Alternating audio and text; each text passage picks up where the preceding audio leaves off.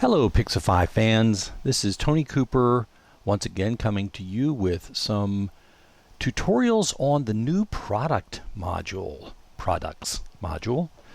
and the overwhelming amount of questions that I've received over the last few weeks since this has been released has given me a bit of pause in creating these tutorials because I wanted to make sure that it could be as complete as possible.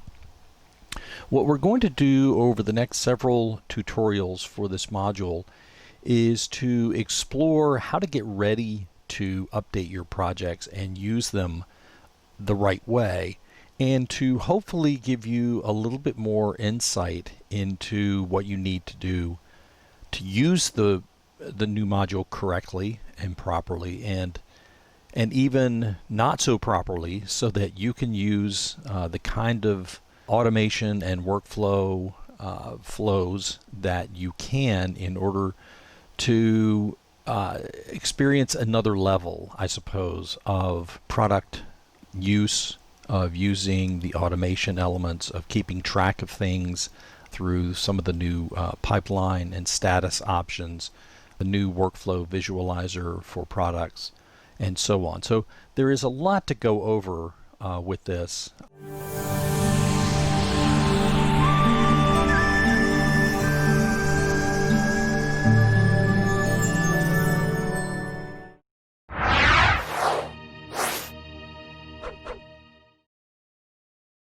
What I would like to start with is what I usually start with, and that is a slideshow, essentially, which goes over a few things, and then we'll go over some things individually as we go.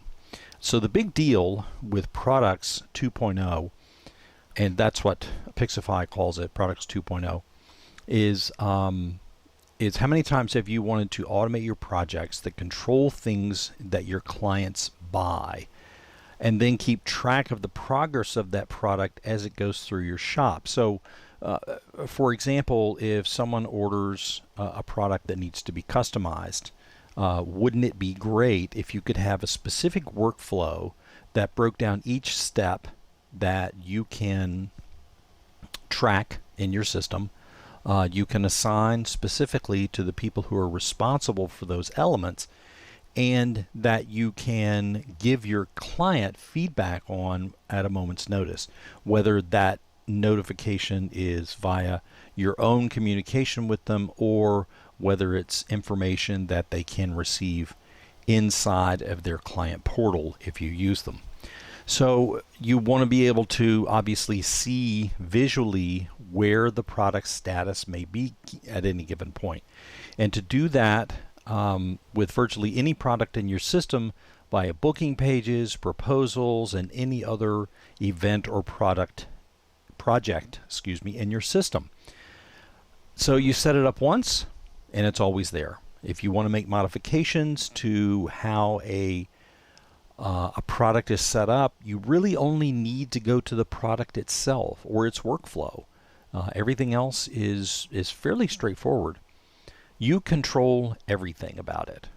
You can book a job or task with the knowledge that your product automation is going to ensure that that particular item is going to be managed properly after the sale. So you can stay ahead of delays and problems. If you know something is going to happen with the product, you can update its status, and that status can generate a new workflow which maybe messages your client and says, hey, this is going to be delayed because we ran into some problems. Or you can message your staff and say, hey, this product is not going to be in on time. I need for you to change the status on something else. So there's a number of things that you can use the product automation for, and we're going to explore several of those throughout this tutorial series. So imagine if your product is a thing. Okay, instead of considering, for example, a photographer's wedding album, instead of that being a product, imagine that it's a thing. Similarly, imagine that your specific coverage, of an event is a thing in the system in Pixifi. So what would happen is that the product is treated the same as any other product or any other service or any other item that you use in Pixifi that you've set up as product template. Now, of course, I'll go over all that, but I wanted you to get the gist in mind. It doesn't apply to products which are physical delivery items. It can also apply to things that are specifically anything that has an after effect schedule for some measure. So anything that you would normally follow to secure a thing for your client or your shop, can those steps be automated? If they can, then they are a candidate for becoming an automation, a workflow, a process within your system, and entirely separately from your event workflow, from your product workflow, and you can keep track of it most easily. If you use external software to load your invoices, okay, how great is this? Some people use Fundy Designer, some people use the ProSelect, some people use imports from several other external services that they import their invoices directly into Pixifi. Well, Pixifi, of course, has a product ID that you can match up with these products. And this is something you may not have known, which we're going to explore into this as well, that will trigger, once you get one of those new orders, it will trigger this automation inside of Pixifi. And so you're going to have that going for you. What if a product was also a service, as I just explained? What if anything you wanted to sell can have an automated backflow so that you get all of the information to your staff, to your clients, and to yourself, because you need to be updated as well of how things are going with this. So here's what you're going to need: what you want to sell and automate.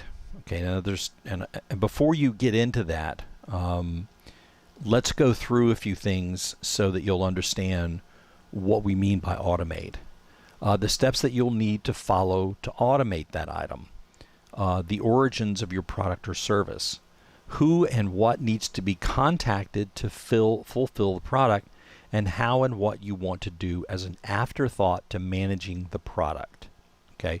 Some other considerations, modules in Pixifi that need to be considered include the booking page services and add-ons, proposals, invoices, and including the import of an invoice. So let's go over to Pixifi real quick. We're going to take a peek at a few things, and I would like to highlight for you some of the items that you are going to be looking at. In this particular tutorial, I'm going to go over several things, and then we're going to move on in the next tutorial to understanding the basics of product workflows. So in this one, we want to show you some of the new things that you can expect to see under templates, product templates, same location, different look. You're going to have a few new tabs up here. And of course, you know, in Pixifi, everything is a tab, regardless of where you go and what it applies to. There's tabs that control everything. And of course, you also have filter options, just like you have on a lot of other screens. Start and due dates, finished, unfinished products, finished dates, all types of products. So you've got a good deal of filterability right off the bat. You don't have to ask for it or request it. And you have the ability to batch update the products. So if you select your products over here with the selection box, there are several things now that you can do with this status monitor. Okay.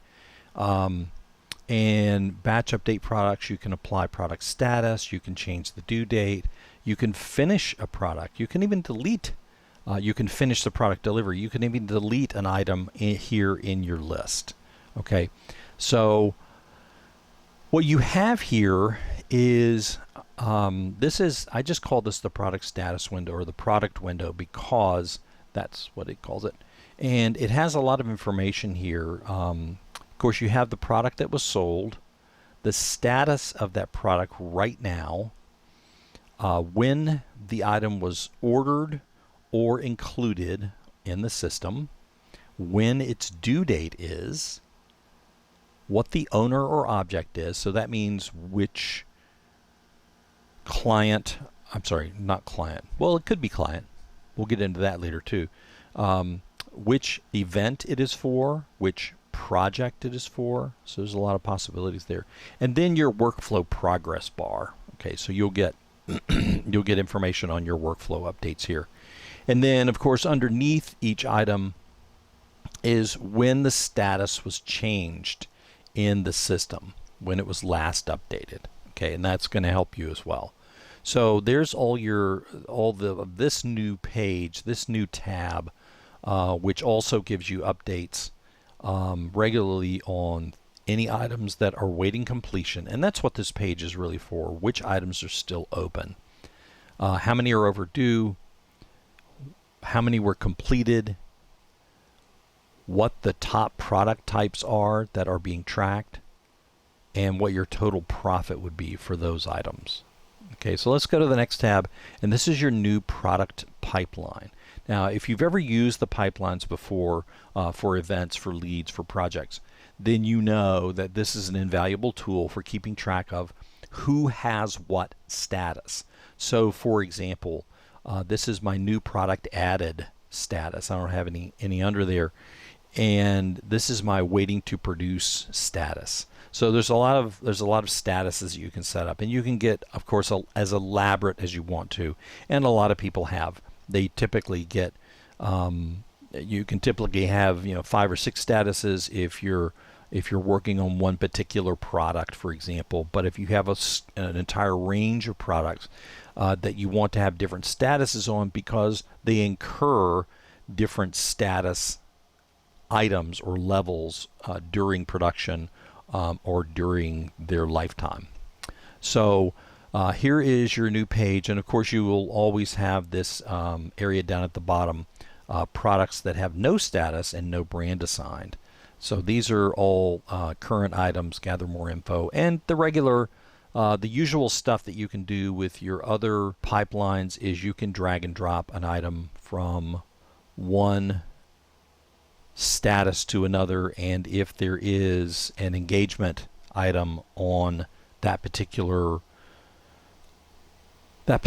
status within the system, then of course it's going to get that automatic item going. So that's this new tab.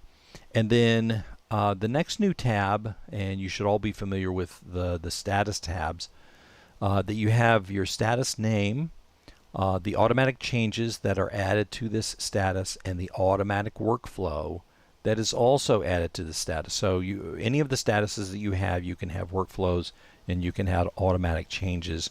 And this looks similar to the ones that you have for event status, that you have for project status, and you have for lead status. You can set it up for any specific brand that you want to use. You can set it up for a specific product type, of course. And then whatever its internal name is, like new product added, if you want to change this for your client portal name, what the client may see for it, you may just want to say, depending on what it's called, album ordered, something like that. And of course you can always pick the colors, because the colors make it easier for you to identify things that you are watching within Pixifi. And then under your automation area, you can set up for an automation to occur that includes workflow. So you can have your product workflow begin automatically as soon as a status is engaged. So if this status were engaged, new product added, it would begin the workflow, test product workflow, just like you have in the other statuses. So this isn't that much different. And then if your product, for your auto switch, if the product remains in this status for 3 days, then you can either set it to automatically change the status to one of the other statuses, or you can mark the product as finished. And as you may recall, back here on the products window, everything is kind of in process until it's finished. Okay, so, and we'll go over that once we get to that point. Back here at our product statuses, you still have all of your statuses here, and this is just something you can associate with yourself with if you want to go in and create a couple of statuses for yourself before we get started into the tutorials. Then that might be helpful so you can get used to this page. Product types, there's nothing has changed here. It's all the same stuff. Under product templates, nothing has really changed here either. I have more than that, but I have them filtered down to the 2020 view so just items that I've added this year. And you will have the ability to have all of your things here, but of course they also now have these categories listed in them, and you can highlight a particular category. I'm sorry, this is a category, and you can see what this category is associated with just by hovering over it. So, and then in the product templates, which we're going to go over in full, there's a new section here that you will be able to customize that allows you to start a workflow, a product workflow, based solely on this item being added to an order. Okay, that's pretty huge, I know. And you can have a product added automatically to an object based on this yes or no switch. And you can even set a due date. This is optional, of course, but you can set a due date. It normally doesn't take, for example, longer than 3 weeks to get this particular product in. You can say, I want to set this for 3 weeks. And it will add 3 weeks to the current date, and it will set that up as an item which is due in 3 weeks. So that's what you have under the product templates themselves. If you haven't familiarized yourself with the new product categories, there's a bunch of them, or a bunch of ways to set them up. They are just basic category text categories, so you can have the name and then of course a color, and those will show up over here under your items. This one, for example, is black, and my product category for that is Tlick. The product link tool, nothing has changed there, so I'm not even going to bring it up, but I wanted to make sure that you were familiar with a lot of the stuff that you're going to have. So when you're getting ready to begin to set up your products, and we're going to go over them, the things that you're going to need is you're going to need categories, and you may not need categories for a specific reason, but it's going to be helpful once you start getting down the line, you start adding more products. So get that ready, your product types and your workflow considerations. Invoice things that you need to consider are which items, when they get added to an invoice, do you want to just automatically, boom, they're added and things start happening. Okay, remember that booking pages can have alternative operations now.